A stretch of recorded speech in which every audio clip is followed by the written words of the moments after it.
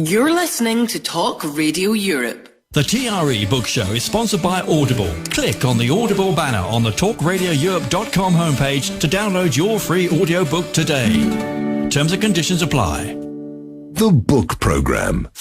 Presented by Hannah Murray. Joining us on the line from Greece is Patricia Wilson. She was born in Liverpool, has lived on Crete and is now settled on Rhodes. She's back with us on the book show to talk about her latest novel, Summer in Greece. It's set in both the present day and also in 1916.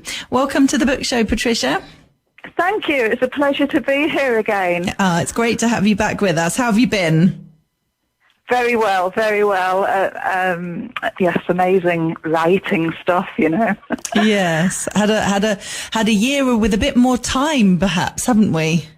Yes, we have. And with lockdown, of course, it's been. I've been at the desk more. Yes, good stuff. So the latest book then, Summer in Greece, as I said, It's set in two different time periods, if you like. So let's talk about the present day, first of all. And Summer is actually the name of a person. Yes, Shelly Summer. She's a vet and she cares very greatly for animals, but she has a very troubled past. So she buries herself in her work, trying to forget about the awful things that happened when she was younger. And the only time she feels truly herself is when she's diving in the Mediterranean. I don't want to give too much away, but the thing that troubles her so much has to do with the sea. Okay. And her great-grandmother is Gerty Smith, and she's the main character in the bit set in 1916. Yes, she is indeed. She is. And I didn't know anything about this, I have to say, until I started researching World War I. I mean, the suffragettes and women wearing trousers for the first time in their lives, you know, and gosh, it was such a revelation to me that so much changed in that one decade, really, for women. Yeah. And why did you decide to set part of it there then? Well, I discovered, you know, I'm from Liverpool, I'm from Merseyside, from the Wirral. But in Wirral, in Liverpool, we have a great seafaring history. And I learned that this great ship, the sister ship of the Titanic, sailed out from Liverpool and sank in the Aegean. Well, I'm always looking for a link between Britain and Greece, and there it was. So I started looking into this great ship that was going to be really spectacular, certainly more spectacular even than the Titanic. And I discovered that it was commissioned by the British government and used as a hospital ship to bring our wounded soldiers back from Gallipoli in the Mediterranean. So it all seemed to go together. I got so excited about it all and did more and more research.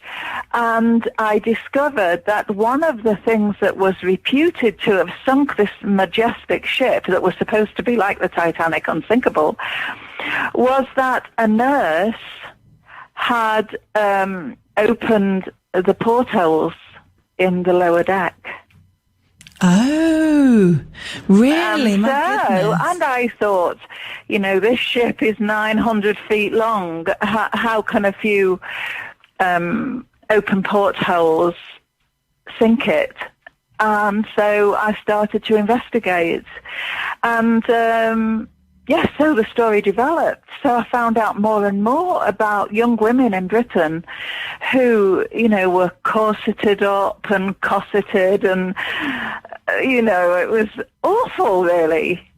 How they found their freedom, their liberty through the First World War, and how they joined up as trainee nurses. They joined the VADs, the VADs, and they learnt nursing. And at first, all they did was clean bedpans and make beds, you know, and clean floors. But there became such a great shortage of nurses because so many were wounded.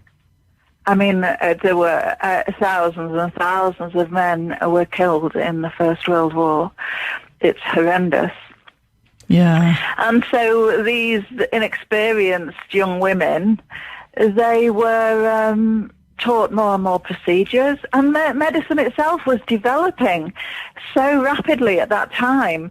I mean, they didn't know how to do blood transfusions, and I've put that in the book, actually, that they transferred blood from animals into soldiers who had lost limbs, you know, and then they slowly but surely discovered that there were blood groups, and that blood group O was suitable for almost all injuries, and that soldiers are dying simply from loss of blood.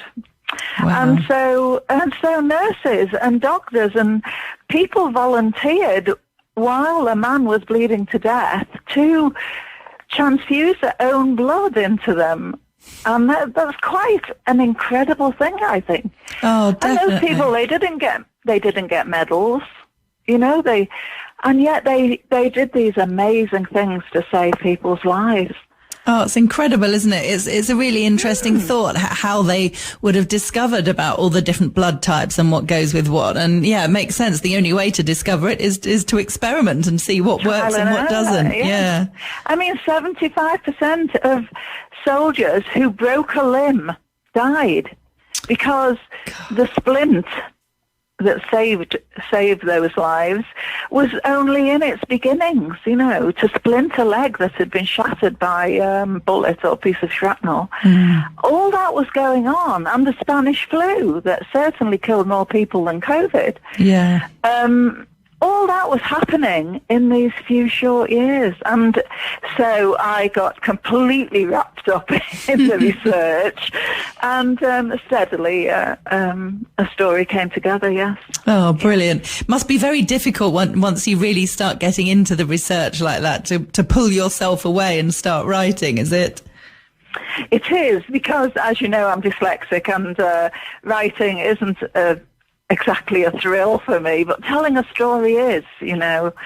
And the more I learned, the more I wanted to put in my book. And I have this amazing editor, Sarah Bauer, and she takes me by the scruff of the neck, you know, and says, you know, we don't want to know this. We just want to know the basic things. And I want to tell everybody everything because it's so fascinating. Yeah. And she really whips me into shape. Yeah. So how long have you been living on Rhodes now for?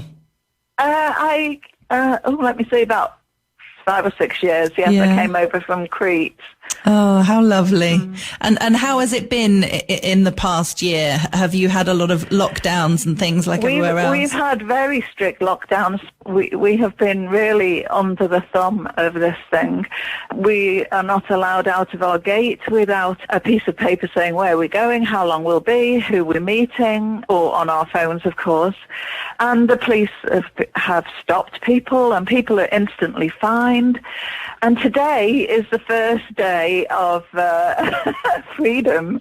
Oh, wow. That's why I'm off to the local taverna, because, you know, you like to support your local community. Oh, well, you have a lovely day. Enjoy. I certainly will. Well, if people want to get a copy of Summer in Greece, it's available now. It's on our website, tre.radio, so listeners can get a copy from there. It's by Patricia Wilson, who we've been chatting to again. Patricia, thanks so much for joining us, and happy Freedom Day.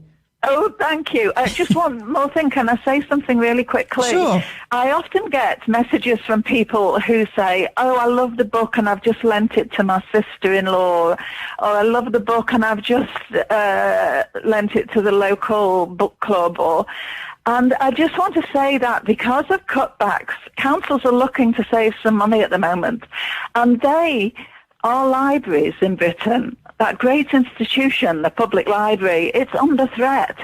So please don't lend your book out. Tell people to go to the library and get it.